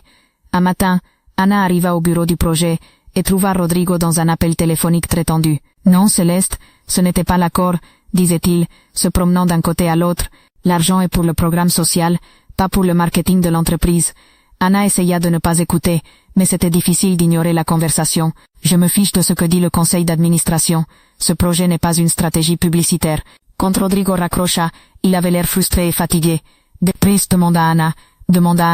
Ma partenaire dans une des affaires veut utiliser le projet des cliniques mobiles comme campagne de marketing pour l'entreprise. Elle veut mettre des logos, faire des événements médiatiques, inviter des politiciens. » Anna sentit un nœud dans l'estomac. « Et vous, qu'est-ce que vous en pensez ? Je pense que ça ruinerait tout ce que nous avons construit. » Les gens viennent aux cliniques parce qu'ils ont confiance que nous voulons vraiment aider, pas parce que nous cherchons de la publicité. Anna se sentit soulagée d'entendre cette réponse, mais aussi inquiète. Combien de pouvoir votre partenaire a-t-elle sur le financement du projet? Trop, admit Rodrigo. Son entreprise est l'un des principaux investisseurs dans le fonds que nous utilisons pour les cliniques. Pendant les jours suivants, la tension monta. Celeste Vázquez, la partenaire de Rodrigo, commença à faire des apparitions non annoncées dans les sièges du projet. C'était une femme d'une 50aine d'années, impeccablement vêtue, avec un sourire qui semblait pratiqué, et une façon de parler qui faisait que tout sonnait comme une transaction commerciale. « Anna, n'est-ce pas ?» lui dit-elle lors d'une de ses visites. « J'ai beaucoup entendu parler de vous, l'infirmière qui est devenue célèbre en aidant un indigent. » La façon dont elle dit indigent fit qu'Anna se tendit. « J'ai seulement fait ce que n'importe quelle personne décente aurait fait, » répondit Anna. « Oh, mais c'est exactement ce qui rend votre histoire si puissante pour nos objectifs promotionnels. Les gens s'identifient aux actes de bonté quotidiens. » Enrique, qui avait écouté la conversation, intervint. « Excusez-moi, Madame Vázquez, mais je ne crois pas qu'Anna soit intéressée à être utilisée à des fins promotionnelles. » Céleste dirigea vers Enrique un regard froid. « Et vous êtes le spécialiste en indigène ?» La façon méprisante dont elle prononça les mots fit qu'Anna ressente une colère profonde. « Enrique est notre coordinateur de relations communautaires, » dit-elle fermement, « et son travail a été essentiel pour le succès du projet. »« Bien sûr, » dit Céleste, avec un sourire qui n'arrivait pas à ses yeux. Tous ont leur place dans l'équipe. Après que Céleste soit partie, Anna, Rodrigo et Enrique restèrent en silence pendant plusieurs minutes. « Je n'aime pas cette femme, » dit finalement Anna. « Moi non plus, » admit Rodrigo, « mais nous avons besoin de son financement pour continuer. »« Vraiment ?» demanda Enrique. « Ou nous avons besoin de trouver une autre façon de financer le projet. » Rodrigo resta pensif. « Laissez-moi passer quelques coups de fil. Peut-être que nous pouvons réorganiser les investissements. » Mais les choses se compliquèrent plus rapidement que quiconque avait anticipé. Une semaine après, Anna arriva au bureau et trouva Rodrigo pâle, avec une pile de documents légaux sur son bureau. Que se passe-t-il? Où se demanda-t-elle, Céleste? Elle a utilisé des documents du projet pour justifier des dépenses de marketing de son entreprise devant le fisc. Elle a détourné l'argent des cliniques mobiles vers ses comptes publicitaires. Anna sentit comme si on lui avait donné un coup dans l'estomac. Combien d'argent? Presque la moitié de ce que nous avons dépensé ces 2 derniers mois. Enrique arriva à ce moment et vit immédiatement que quelque chose n'allait pas. Que s'est-il passé? Rodrigo lui expliqua la situation. Enrique écouta en silence, mais Anna pouvait voir la frustration grandir sur son visage. C'est exactement ce qui se passe toujours, dit-il finalement. Les gens riches jouent avec les projets sociaux comme si c'était leur jouet. Et quand ils s'ennuient ou ont besoin d'argent pour autre chose, ils les abandonnent simplement. Ces paroles frappèrent Anna comme une gifle de réalité. Elle s'était permise de croire que ce projet était différent, que Rodrigo était différent. Mais peut-être qu'Enrique avait raison. Qu'allons-nous faire? Demanda Anna. Nous allons nous battre, dit Rodrigo avec détermination. Je vais dénoncer Céleste pour détournement de fonds. Je vais récupérer chaque peso qu'elle a volé au projet. Et en attendant, demanda Enrique. Les cliniques ont besoin de médicaments, de carburant, d'entretien. Les gens comptent sur nous. Anna regarda les 2 hommes, puis prit une décision qui la surprit même elle. Je peux couvrir les dépenses de base pendant quelques semaines, dit-elle. J'ai quelques économies. Rodrigo la regarda avec surprise. Anna, vous ne pouvez pas faire ça. C'est votre argent personnel. C'est notre projet, répondit Anna. Et il y a des gens qui dépendent de nous. Je ne vais pas les laisser sans soins médicaux à cause des jeux de pouvoir de votre ex-partenaire. Enrique sourit pour la première fois depuis des jours. Tu sais quoi? Je connais quelques organisations communautaires qui pourraient aider avec de petites donations. Ce ne sera pas beaucoup d'argent, mais nous pourrions maintenir le basique en fonctionnement. Anna sentit une chaleur dans la poitrine. Malgré toutes les complications, malgré la trahison de Céleste, malgré les doutes sur Rodrigo, il y avait quelque chose de beau à voir comment les gens ordinaires étaient disposés à se sacrifier pour un projet auquel ils croyaient. As-tu dû choisir une fois entre ta sécurité économique personnelle et quelque chose en quoi tu crois profondément? Comment as-tu pris cette décision? Pendant les semaines suivantes, Anna découvrit une force en elle qu'elle ne savait pas avoir. Elle réduisit ses dépenses au minimum absolu, utilisa ses économies pour maintenir les cliniques en fonctionnement, et travailla encore plus d'heures à l'hôpital pour compenser la perte économique. Enrique tint sa promesse. De petites donations arrivèrent d'organisations communautaires, de groupes d'églises, de clubs de services locaux. Ce n'était jamais de grandes quantités, mais additionnées, elles permettaient de maintenir l'essentiel, médicaments de base, carburant pour les camionnettes, et les matériaux minimums nécessaires. Rodrigo, de son côté, était immergé dans une bataille judiciaire avec Céleste. Il avait embauché des avocats, présenté des plaintes, et essayé de récupérer les fonds détournés, mais le processus judiciaire était lent, et pendant ce temps le projet devait continuer. Un après-midi, pendant qu'Anna soignait des patients dans une des cliniques mobiles, arriva une femme âgée avec son petit-fils. Le garçon d'environ 8 ans avait une infection à l'oreille qui lui causait clairement beaucoup de douleur. Anna l'examina soigneusement et lui prescrivit des antibiotiques. Quand elle termina le traitement, la grand-mère s'approcha d'elle les yeux remplis de larmes. « Docteur, je n'ai pas d'argent pour vous payer. »« Ne t'inquiète pas, » répondit Anna. « La consultation est gratuite. Mais vous nous aidez. Il doit y avoir quelque chose que je peux faire. » La femme sortit de son sac une petite figure sculptée en bois. C'était un ange aux ailes et s'étendue, sculpté avec beaucoup de détails et d'amour. « Mon mari l'a fait avant de mourir, dit-elle. C'est la seule chose de valeur que j'ai, mais je veux que vous l'ayez. » Anna sentit un nœud dans la gorge. « Je ne peux pas accepter ça. C'est trop précieux pour vous. Précisément pour ça je veux que vous l'ayez. Parce que c'est précieux. Parce que vous faites quelque chose de précieux pour nous. » Anna prit la petite figure dans ses mains. Elle était belle, sculptée avec une précision et un amour qui se sentait dans chaque courbe du bois. « Merci, » murmura-t-elle, sans pouvoir éviter que sa voix se brise. Cette nuit-là, Anna arriva chez elle portant plus que des médicaments et équipements médicaux. Elle portait des histoires, elle portait de la gratitude, elle portait la certitude qu'elle faisait quelque chose qui importait vraiment, mais elle portait aussi de la fatigue physique des longues journées, fatigue émotionnelle de l'inquiétude constante sur le financement, et fatigue mentale d'avoir à prendre des décisions difficiles tous les jours. Cette même nuit, elle reçut un appel inattendu. « Anna, c'est Rodrigo. Peux-tu venir au bureau demain matin tôt? Il y a quelque chose d'important que je dois te montrer. » Le lendemain, Anna trouva Rodrigo au bureau accompagné d'un homme qu'elle ne connaissait pas. C'était un monsieur âgé, élégamment vêtu mais avec une chaleur dans les yeux qui contrastait avec la froideur qu'elle avait vue chez Céleste. « Anna, je te présente Don Fernando Castillo. Il est entrepreneur mais aussi philanthrope. Il a suivi notre travail. » Don Fernando se leva pour saluer Anna avec un sourire sincère. « C'est un honneur de vous connaître, mademoiselle Martinez. J'ai beaucoup entendu parler de votre dévouement au projet. » Anna se sentit à la fois flattée et prudente. Elle avait déjà appris à être méfiante avec les personnes riches qui se montraient intéressées par le projet. Ravi de vous rencontrer, Don Fernando. En quoi pouvons-nous vous aider? En fait, c'est l'inverse. C'est moi qui aimerais vous aider. Don Fernando expliqua qu'il avait observé le travail des cliniques mobiles pendant plusieurs semaines. Il avait parlé avec certains des patients qui avaient été soignés, et avait été impressionné non seulement par la qualité du service médical, mais par le respect et la dignité avec lesquels il traitait chaque personne. Dans mes 50 ans d'expérience en affaires et philanthropie, dit-il, j'ai vu beaucoup de projets sociaux. La plupart sont conçus pour faire se sentir bien les donateurs, pas pour vraiment aider les bénéficiaires. Mais ce que vous faites est différent. Anna échangea des regards avec Rodrigo. Différent comment, demanda-t-elle. Vous écoutez vraiment les gens. Vous n'arrivez pas avec des solutions préfabriquées. Vous prenez le temps de comprendre les vrais besoins. Et le plus important, vous traitez chaque personne comme un être humain complet, pas comme un problème à résoudre. Don Fernando fit une pause. Ma femme est morte l'année dernière. À la fin de sa vie, elle a passé beaucoup de temps dans les hôpitaux publics. Elle a vu de première main comment le système de santé traite les gens pauvres. Et j'aurais beaucoup aimé connaître votre travail, Mademoiselle Martinez. Anna sentit une connexion immédiate avec la douleur dans la voix de Don Fernando. Je suis vraiment désolée pour votre perte, dit-elle sincèrement. Merci. Elle m'a laissé une fondation et la mission de l'utiliser pour aider vraiment les gens, pas pour me sentir bien avec moi-même, mais pour faire une vraie différence. Rodrigo se pencha vers l'avant. Que nous proposez-vous, Don Fernando? Un financement stable pour le projet, sans conditions publicitaires, sans agenda caché, sans interférence dans vos méthodes de travail. Anna sentit comme si elle ne pouvait pas respirer un moment. Vous parlez sérieusement, complètement sérieux. J'ai révisé vos chiffres, j'ai vu votre travail sur le terrain, j'ai parlé avec vos bénéficiaires.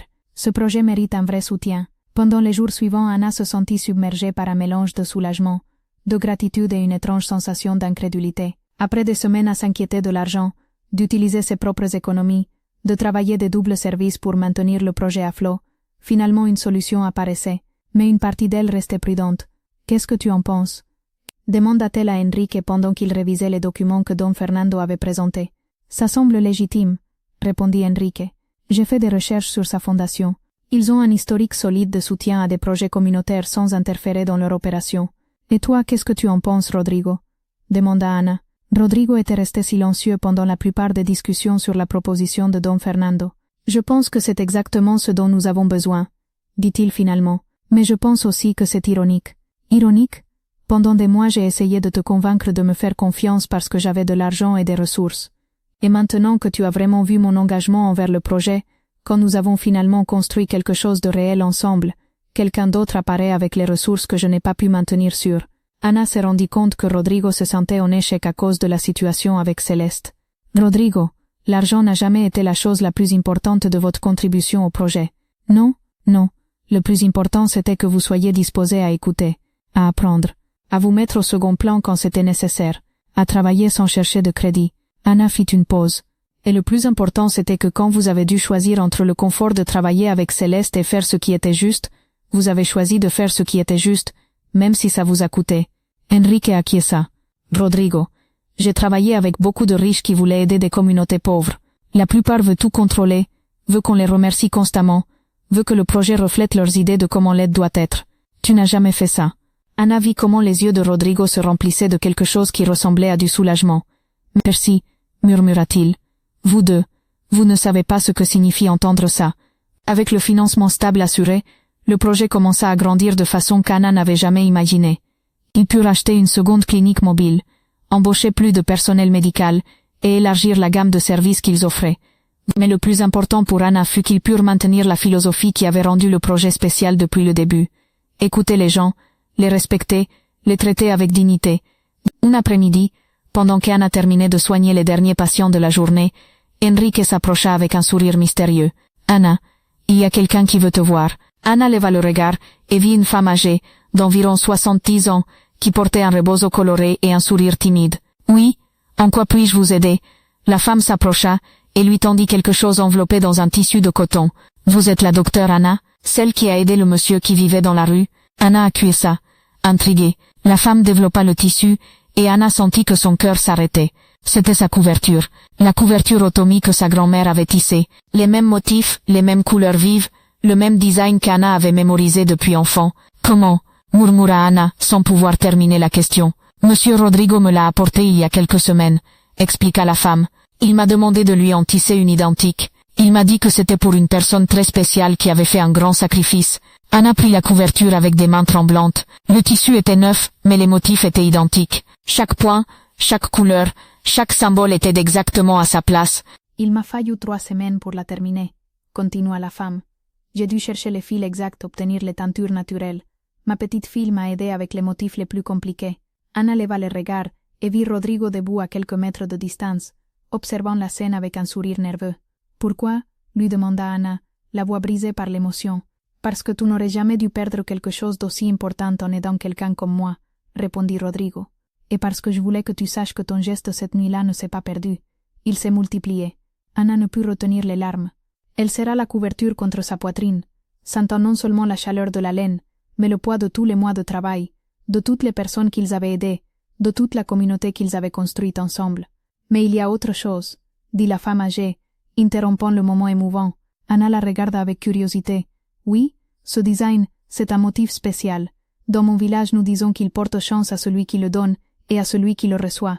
Mais ils disent aussi que quand une couverture comme celle-ci accomplit son objectif, elle doit rentrer à la maison. Anna sentit un frisson. Ma grand-mère avait l'habitude de dire quelque chose de semblable. Il est probable que nos grand-mères se connaissaient.